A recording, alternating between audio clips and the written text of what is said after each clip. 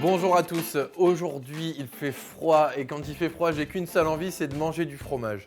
Du coup j'ai décidé de vous faire une petite création, on réalise ensemble des croquettes d'aligot. Pour réaliser cette recette vous allez avoir besoin d'environ 1 kg de pommes de terre à chair ferme type Binge, 400 g de tomes fraîches que vous pourrez trouver facilement chez n'importe quel fromager, 3 gousses d'ail, 200 g de crème fraîche épaisse, un petit peu de sel, un petit peu de poivre.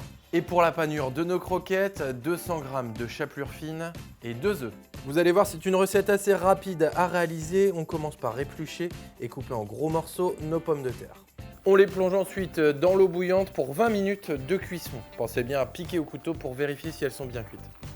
Pendant ce temps-là, on en profite pour préparer notre tome fraîche. Ici, je vais la couper en grandes lanières. Pour la petite histoire, la tome fraîche est un caillé fortement pressé, légèrement fermenté et non salé, à base de lait de vache. C'est un fromage extrait du cycle de fabrication du fromage de Laguiole ou du Cantal.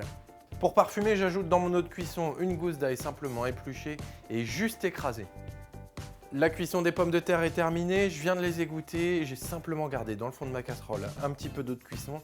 J'ai également enlevé mes gousses d'ail et on les écrase soit à la fourchette, soit au presse-purée. Les pommes de terre sont maintenant bien écrasées, je vais pouvoir y ajouter ma crème fraîche épaisse et à l'aide d'une belle cuillère en bois, on mélange tout ça. Je redémarre maintenant ma casserole à feu moyen, on relaisse chauffer notre purée pendant quelques minutes et on incorporera ensuite notre fromage. Et là, le mouvement est important, il faut faire un mouvement circulaire comme celui-ci, toujours dans le même sens et on va bien faire filer notre fromage. Voilà, là c'est le moment un petit peu sportif, on va continuer à mélanger notre préparation jusqu'à obtenir des beaux fils et une texture bien homogène. Voilà, la texture de notre aligot commence à être belle. Si comme moi vous adorez l'ail, on va pouvoir en rajouter une gousse qu'on va venir presser. Ensuite, on assaisonne de sel et de poivre et on continue à mélanger pendant à peu près 2 minutes. Voilà, notre aligot est maintenant prêt, il ne reste plus qu'à le laisser refroidir 2 à 3 heures au réfrigérateur. Je sais, encore un petit peu de patience, on fera tout à l'heure nos belles croquettes. De retour après un petit peu plus de 4 heures, on va maintenant pouvoir attaquer les choses sérieuses. On prépare notre panure. Ici pour la panure, rien de bien compliqué, on récupère notre aligot bien froid. À l'aide de 2 cuillères, on fait soit une boulette, soit une croquette. Ensuite, on la roule dans la farine, dans de l'œuf battu avec un petit peu de sel, un petit peu de poivre.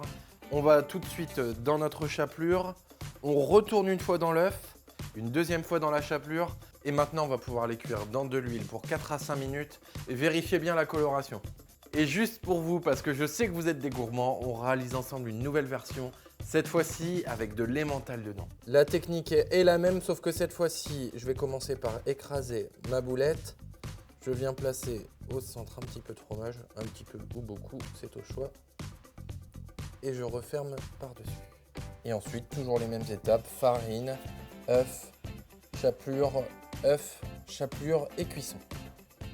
Voilà, vous savez maintenant comment réaliser de délicieuses croquettes d'aligot. Une recette complètement dingue et terriblement gourmande. Si vous avez d'autres idées pour réaliser une farce, n'hésitez pas à nous les envoyer. On les réalisera certainement en vidéo. A bientôt et bon appétit. Parfait, excellent, j'adore. J'adore.